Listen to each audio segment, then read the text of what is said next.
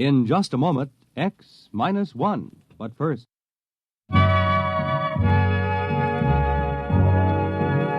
You are listening to the distinctive style of Claude Thornhill, one of today's top musicians and band leaders. It's popular music with all the beauty of a classical symphony. And there are more fine arrangements by Claude Thornhill all this week when he makes his appearance on NBC Bandstand. In addition, you're treated to the inimitable beat and rhythm of master jazzman Lionel Hampton. Join MCs Bert Parks and Dick Hames all this week on NBC Bandstand.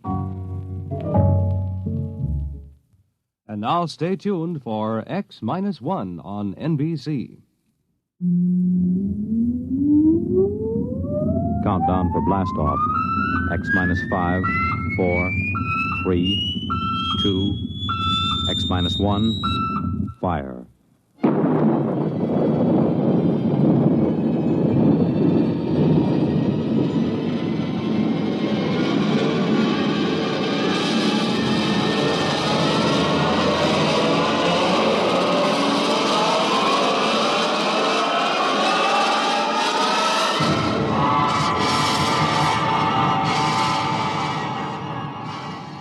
From the far horizons of the unknown come transcribed tales of new dimensions in time and space.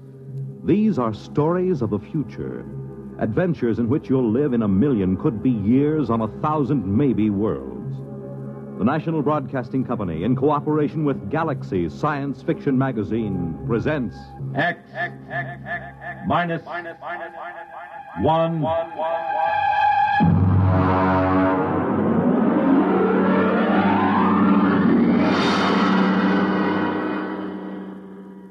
tonight's story, The Snowball Effect by Catherine McLean.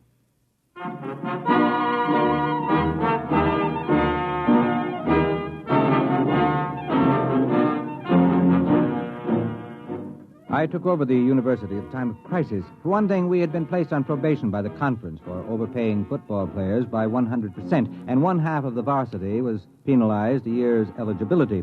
On top of that, I was called in by Mr. Harvey J. Grover of the Board of Trustees. We had lunch at 21 on his expense account, and after the Napoleon brandy, he lowered the boom. Dr. Holloway, the university is in crisis. I know, Mr. Grover, I know, but I'm assured that our scouts have turned up several likely zinc miners in Colorado. You can assure the board that we'll have a line to reckon with next season. I'm not talking about football. There are other things at the university, I'm told. Well, of course. Holloway, as president of the university, you've taken on a grave responsibility. I know. I don't mind telling you the board has been gravely concerned. The number one problem facing us is academic freedom. It is? You're darn tooting. We want every academic department free from debt, running in the black. Is that clear? Academic freedom, huh?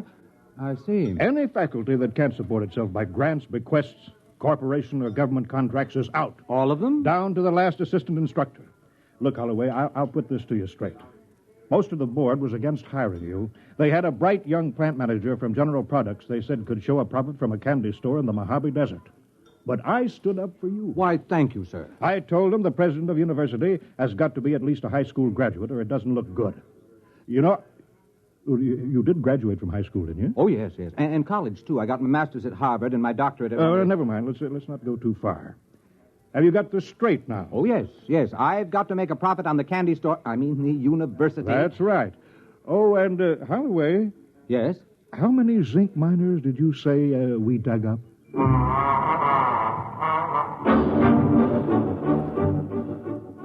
I started in with anthropology, astronomy, astrophysics, agriculture. Almost all the departments could show a nice, healthy contract from the Department of Defense for research, or from some corporation. Even the classical wing came out okay.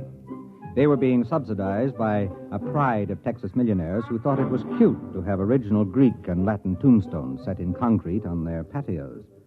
One fellow from Galveston gave a classical barbecue featuring a swimming pool with pornographic marbles from Pompeii set around the scum gutter. I ran into my first problem when I got to sociology. Now, look, Dr. Caswell, I'll be frank with you. I'm paid to make sure this institution doesn't come out on the short end of the stick. Well, that's a quaint expression. I got it from Mr. Grover of the Board of Trustees, so you can see this is no time for kidding ourselves. Can sociology pull its own weight? What is it? Sociology is the study of social institutions. Now, look, Caswell, to the Board of Trustees, sociology sounds like socialism, and nothing can sound worse than that.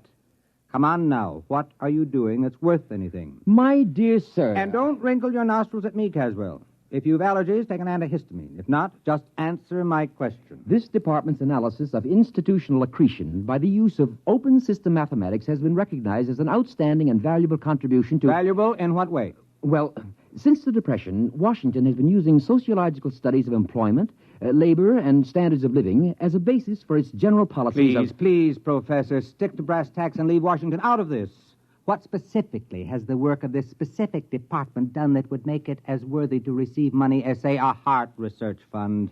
Fundamental research doesn't show immediate effects, Dr. Holloway, but the value is recognized. Caswell, all the other departments have managed to squeak by. You're the last one. Unless you can toe the mark, there'll be 14 sociologists testing the institutional efficiency of unemployment insurance as an instrument of economic policy.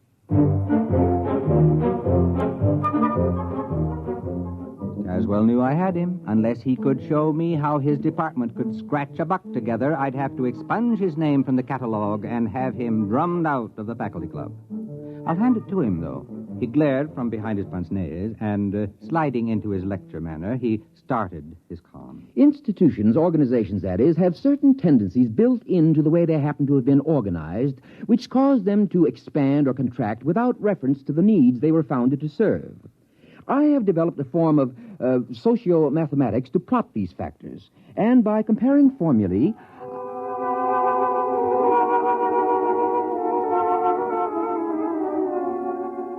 Is it all perfectly clear to you? Well, it wasn't to me either.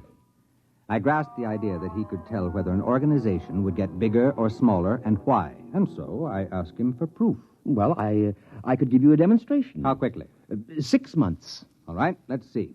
We've got a basketball team averaging 7 feet. That ought to keep the board busy till spring. And after that, that bonus pitcher we stole from the Milwaukee Braves. All right, Caswell, you've got 6 months.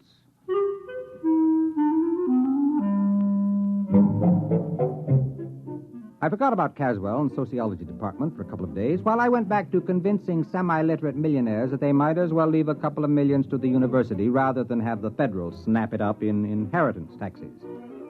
I was on to a real beaut. A button manufacturer with a bad heart who could go any minute, who wanted to endow a scholarship for needy and intellectually gifted lacrosse players. When Caswell came back to see me, we had lunch at the student cafeteria on my expense account. And he explained. Ever hear of feedback effects? Is it something to do with reducing overweight co-eds? No, it's a mathematical term. You might call it the snowball effect. You mean like rolling a snowball downhill? That's right. It grows. Now, here's the mathematical symbol. That spiral? That's the formula for the general growth process. Do you understand the equation? Why, no. It accounts for all sorts of institutional growth. The Roman Empire, Alexander, the Masons, the spread of tobacco, anything. You see, when the snowball becomes too heavy for the cohesion strength of snow, it breaks apart. Now, we've decided to run the test on an organization and make it grow according to the formula. I see. You're going to use some club or lodge or something as a guinea pig. If you could follow the equation, you'd see I've built a pattern of a cogent reason for the ins to drag in new members from the outs, and an urgent factor to prevent anyone from resigning. That's this Greek symbol here. Kappa for compulsion.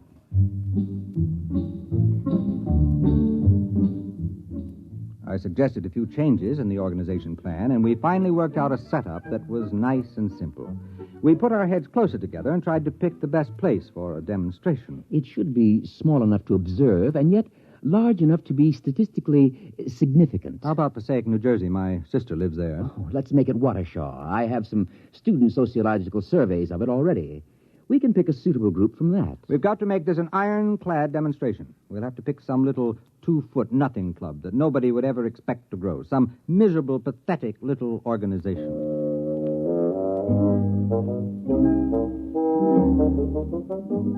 We found the perfect test guinea pig, the Waukesha Wednesday night sewing circle. Caswell and I drove over next Thursday night to a meeting. They always met Thursday night, except every once in a while when the chairlady forgot to have her hair set, in which case they met Friday. Girls. Ladies. business to conduct, girls. Helen, please. Oh, well... The regular meeting is now called to order. Bernice? Just a minute, dear. Will the secretary... Bernice. You're out of order, dear. It's not a regular meeting. But of course it is. It's Thursday, isn't it? I distinctly remember when we had that special meeting on Tuesday for Toby's baby shower. We adjourned sine die when she started to have pains. Oh, my goodness, it was false labor. That certainly doesn't count. But this meeting is just a continuation of the other one. Oh. How do you feel, Toby? Fine. A little out of breath. Did you try a little dry toast just before climbing the stairs? But, Bernice... My doctor said to breathe deeply through my nose and to have Henry tie my shoes for me. Well, I'd like to see Alfred tie anything for me. It's 3 years since I dared get a dress that zipped up the back. Madam Chairman, I rise to a point of order. Well, my goodness, Helen, you don't have to be a martyr about it.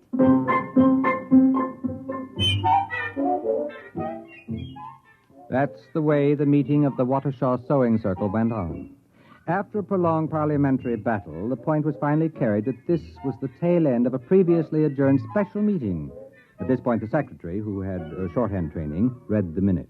It was moved by Harriet that a vote of confidence be registered in the administration of the club's business by Bernice. The motion was seconded by Elsie, who said she thought it was only fair because Bernice didn't even have an unlimited phone. And look at all the calls she had to make on club business. The motion was amended by Joan to include Bernice Calloway as well as Bernice Hackett, because with 2 Bernices, the whole thing would be confusing, and it didn't seem fair to discriminate between Bernices, because Bernice Calloway didn't have an unlimited phone either, and besides, her phone was way upstairs in the bedroom without even a kitchen extension. The motion was defeated because of the lack of a quorum.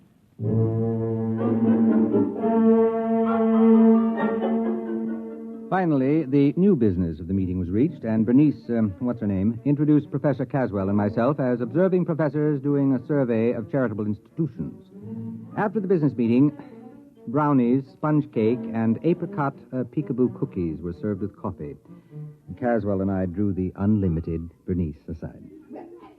You see, Mrs. Hackett, I've been making a few notes on a slightly modified constitution and bylaws for your organization. You have? You see, it all depends on having a competent and capable lady in charge. Oh, yes. Yes, Frankly, I see. Frankly, this plan would be dangerous unless there was a woman of great character elected to the post of chairlady. Well, of course. You see, there are several ways of, influencing an election.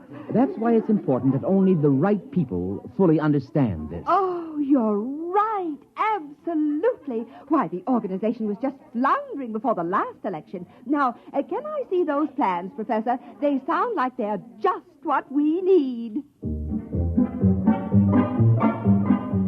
Naturally, she was hooked. As Caswell buttered her up, her eyes began to gleam, and she studied the simple little bylaws and constitution the professor had drawn up, nodding happily as the classic beauty of the scheme struck home. The meeting broke up when, after 4 brownies and a wedge of butterscotch cashew angel food surprise, Toby started to have real labor pains. We found out later it was a 9.5-pound boy. Caswell and I left the meeting and stopped for a pizza and beer to get the taste of the apricot peekaboo cookies out of our mouths. Well, there you are, Dr. Holloway.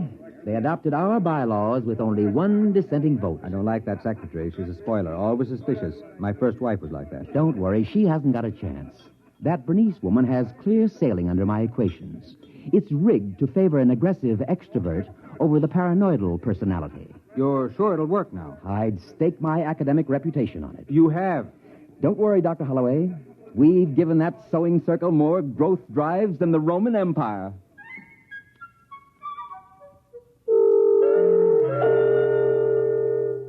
We let the whole thing gel for a while.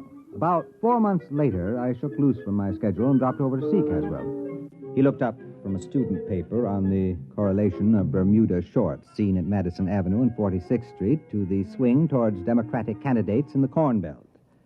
Good morning, Dr. Holloway. Good morning. Caswell, I just wanted you to know we hadn't forgotten you. Now, about that sewing club business, I'm beginning to feel the suspense. Could I get an advance report on how it's coming? Well, I haven't been following it that closely. We're supposed to let it run the full 6 months and then check. But I'm curious. Could I get in touch with that woman? What's her name? Bernice something? Hackett. Bernice Hackett. Would it change the results if we checked it now? Not in the slightest. If you want to graph the membership rise, it should be going up in a long curve. probably doubling ever so often. Well, if it's not rising, you're fired, you know. If it's not rising, you won't have to fire me. I'll burn my books and shoot myself.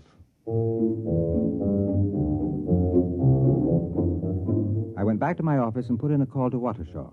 Mrs. Hackett wasn't in. The maid informed me she was at the meeting. That sounded better. If the sewing circle was meeting on a Saturday, then maybe Caswell had a chance. But she wasn't going to a sewing circle meeting. There was another organization, the Civic Welfare League. I hung up the phone and thought about poor Caswell. If the sewing circle had really gone up the flue, he was on his way up with it. I decided to go over to Watershaw and check to give the poor old goat the benefit of the doubt. The meeting of the Welfare League was in the Knights of Columbus building, a tremendous pile used for dozens of club meetings at a time. There was some kind of political rally going on in the main hall. Streets were jammed, and I figured I was going to have a tough time finding the little back room where the Civic Welfare League was meeting.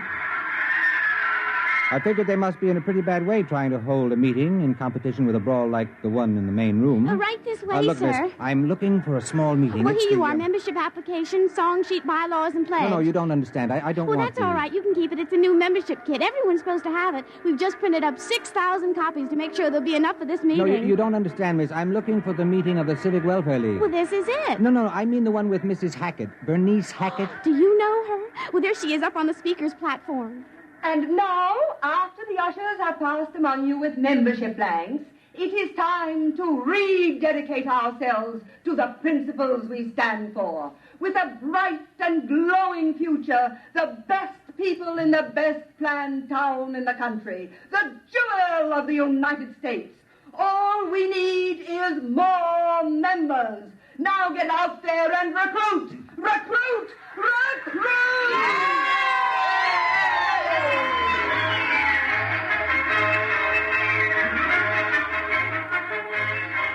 I cornered Bernice Hackett at the speaker's table. She had a clear, sparkling look to her eye, and she was dressed in a trim gray suit with a towering feather on a small hat. A clutch of pretty junior ushers, all with goose pimples showing above strapless formals, clustered about her. I managed to get to see her in the back room while the mayor was addressing the meeting. Well, hello there. It's a pleasure to see you. What happened to the sewing circle? Oh, it's just a little change, that's all. Helen, dear. Yes, BH. Send those wires out to the senator in Washington. You can tell him we want his support on the slum clearance or else. Check. Now, let's see, where were we? Oh, yes. We started growing by amalgamating with other small charity groups. Worked much more efficiently that way. Bernice, we're running out of membership blanks. Call the printer. He's got instructions to keep the type standing. Check. Naturally, we had to change our name each time, but we've still got the same constitution and bylaws, the ones you professors worked out for us. Then you've been growing. Oh, dear, yes. Bernice, what do we do about the town board of aldermen? I explained to them they can't get in at a group rate. Each one will have to join separately. Check. Oh, yes, Professor. We're growing and growing and growing.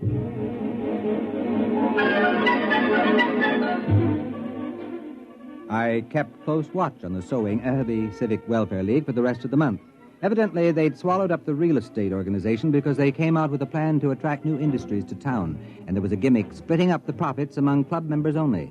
It was the same provision Caswell built in to split up profits from dues and fines, but now it was operating in the 100,000s. I graphed the rise in membership, and it went up like the first rise in a roller coaster. I went over to Caswell's office to tell him the good news. Naturally, I knew the equations would work. Well, don't be so calm about it. With a demonstration like this, I can get all kinds of grants and funds for the sociology department. You'll think it's snowing money. Well, naturally, I expected this.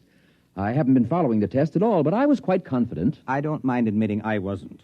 Well, that organization sure blew up. Now, let's see the formula for stopping it. Oh, I didn't complicate the organization with negatives. I wanted it to grow. It falls apart naturally when it stops growing for more than 2 months. You remember, we built into it the idea that the members know what happens if the membership stops growing.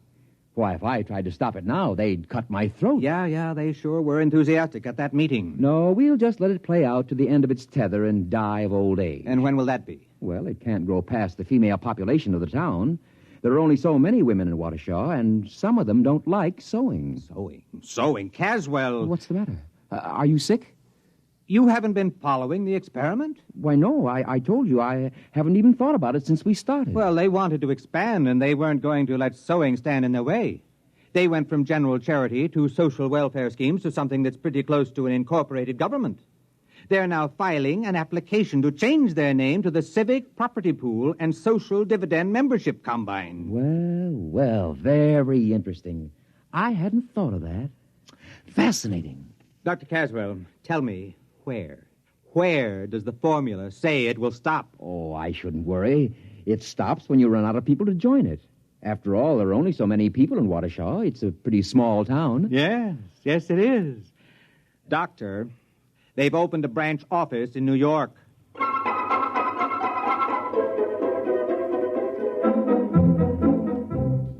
Caswell got out his slide rule then, and we went over the charts I had been keeping. He ran the results through the physics department's new analog computer to check the results. Yes, it checks. Well, now, allowing a certain lag of contagion from one nation to another, language and cultural barriers, it will reach total world population in 12 years. About 1 week after that, various isolated pockets, Australian Bushmen, Tibetans, African Pygmies, will all be members. You mean only 12 years? Give or take a week, 12 years. The whole world? Well, there is something to be said for a worldwide government. Many people are definitely in favor of it. But under Bernice Hackett, the whole world? Oh, you asked me for a demonstration.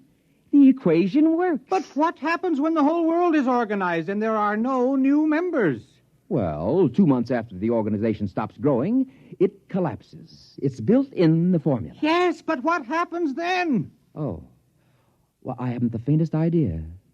I haven't carried the equations that far. Look, Caswell, whatever happens, I don't want anyone to ever pin this on me. From now on, if anyone asks me, I never heard of Waukesha. Well, that was 12 years ago. I think Caswell and I are about the only men on Earth who don't hold membership cards in the United Terrestrial Civic Welfare and International Property Pool. Bernice Hackett, Global Administrator. It's a race against time now. There hasn't been a new member in a week and a half, and Bernice is anxiously awaiting news from the first Mars Expeditionary Fleet. And as she says, if only they find life there. We need new members, desperately. You have just heard X-1, presented by the National Broadcasting Company in cooperation with Galaxy Science Fiction Magazine, which this month features The Stars, My Destination, the first installment of a 4-part serial by Alfred Bester, a brilliant novel on teleportation in the world of the future. Galaxy Magazine, on your newsstand today. Tonight, by transcription, X-1 has brought you The Snowball Effect, a story from the pages of Galaxy written by Catherine McLean and adapted for radio by Ernest Kenoy. Featured in the cast were Ted Osborne, Wendell Holmes, Warren Parker, Audrey Blum, Mary Patton, Patsy O'Shea, and Peggy Allenby. Your announcer, Fred Collins. X-1 was directed by Daniel Sutter and is an NBC Radio Network production.